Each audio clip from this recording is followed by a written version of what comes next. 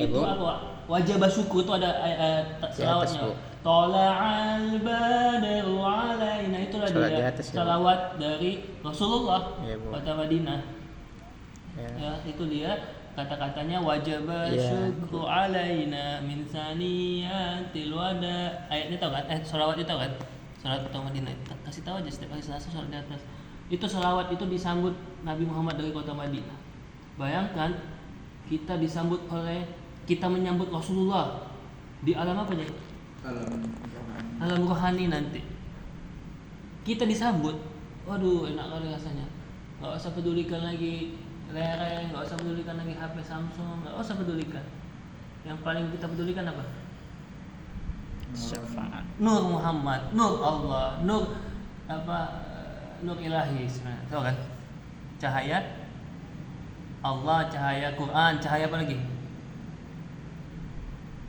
Cahaya Islam, cahaya iman, cahaya apa lagi? Ihsan. Cahaya apa lagi, Pak? Cahaya center. Cahaya bulan, cahaya nurani namanya. Makanya disebut nurani. Nurani itu artinya nurani, cahaya jiwa, cahaya hati. Ketika hati dibuka, terbuka hati akan nampak lagi, Pak. Terbukalah, tersingkaplah rahasia-rahasia Allah. Tersadarkanlah kita. Itulah nanti khurusud jadaw wasab baru. Itulah tasbih yang selalu diamalkan Bang Yelani. Tadi dibacanya subhanallah wa bihamdi, subhanallah azim wa bihamdi sami Allah. Itu dia. Jadi ada cahaya-cahaya yang dibukakan dengan apa tadi? Dengan amal soleh kita, dengan kita cinta kepada Rasulullah. Karena apa? Semua umat Nabi, kata Nabi, kullu umat Nabi khusus ya insyaallah seperti Jelani. Umat Nabi nih Jelani nih, insyaallah jangan kaleng-kaleng ini. Ya deh. Semuanya kata Nabi selamat dan masuk surga, yadkhulunal jannah illa man aba, kecuali yang tidak mau bertasbih seperti Ustaz Jelani, yang tidak mau berzikir selayaknya ahlu zikirnya Ustaz Jelani, Ustaz Mu'i.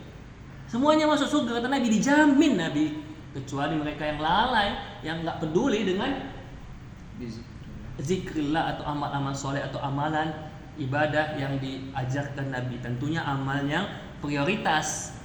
Apa itu amal prioritas? Ya zikir, ya tasbih, ya istighfar. Nah, tambah lagi ada bonusnya sholawat Rasulullah. Kalau ditanya mana lebih afdal, sholawat atau istighfar? Tentu kadang ketika kita berdosa mungkin ada istighfar, tapi kadang istighfar kita kurang khusyuk, istighfar kita kurang semangat. Maka dijawab oleh beberapa ulama sufi, ya sholawat itu lebih utama sedikit. Ada sedikit keunggulannya. Kenapa? Dengan niat kita berselawat itu ada iming-iming pahala atau iming-iming dapat satu ganjaran, nggak masalah, boleh aja. Kalau istighfar kan betul-betul harus tulus, harus semangat, harus sungguh-sungguh kan, Pak? Istighfar gitu kan.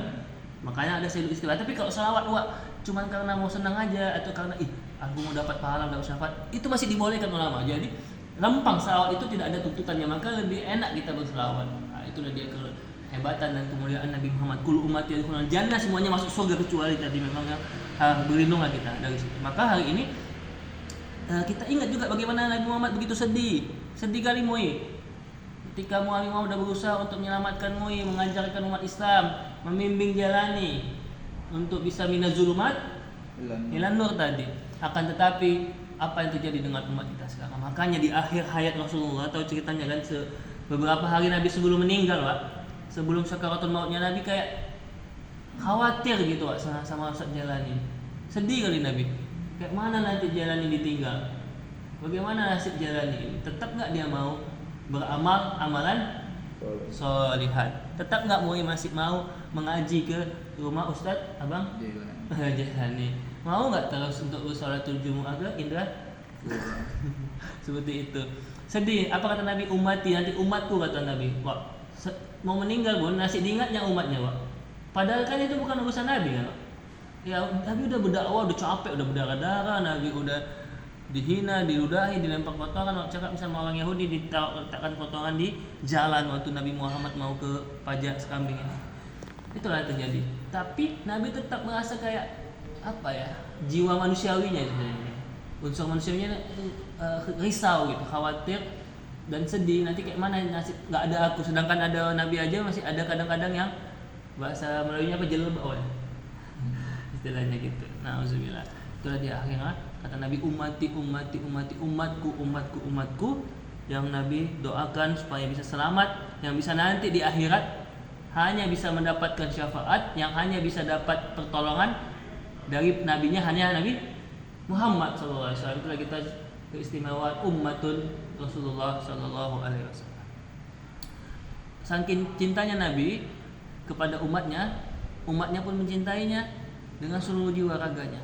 Bagaimana Abu Bakar menyerahkan semua hartanya, Utsman setengahnya, Abdurrahman bin Auf semuanya sungguh-sungguh untuk berhijrah meninggalkan harta bendanya untuk kepada Rasulullah. Bahkan ada yang dari jauh, Salman Al-Farisi dari Persia sana, dari Irak atau Iran, berhijrah untuk kepada Rasulullah SAW, mengorbankan jiwa dan raganya. Bahkan bukan hanya sampai manusia yang mencintai Nabi. Ada pohon ini, kayunya ini dipakai Nabi untuk pakai mimbar sholat Jumat. Hadis Bukhari. Ternyata mimbarnya ini udah nggak layak lagi, udah kayak lapuk gitu, diganti dengan yang baik, yang cantik. Jadi pohonnya agak ditaruh di belakang masjid gitu, Moy.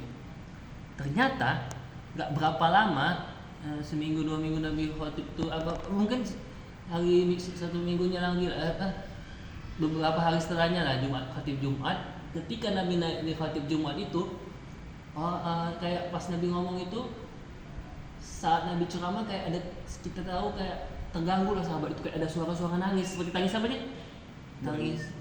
Tangisan unta yang mau melahirkan.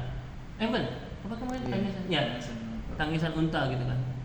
Jadi heran sahabat, kok ada suara nangis lirih gitu, dicari-cari di masjid ini nggak ada. Sampai Nabi Muhammad ketika khotib Jumat itu turun, Nabi dari khotibnya setelah selesai rukun dan sebagainya, turun Nabi melihat, mencari sumber suara tadi atau tangisan tadi, ternyata ada di belakang Masjid Nabawi. Dan ternyata itu adalah satu batang pohon kurma atau satu kayu kurma tadi, batang-batangannya itu tadi yang nggak dipakai lagi, diasingkan di belakang Masjid Nabawi itu. Di sampingnya mereka menangis karena nggak sudi atau nggak mau, nggak tega, nggak rela ya Pak, pohon kurma tadi, batu untuk jauh dari Nabi Muhammad. Belum lagi ada batu, nggak tahu ini entah soal atau enggak, batu katanya ketika Nabi mau Isra Mi'raj mau ikut batu itu.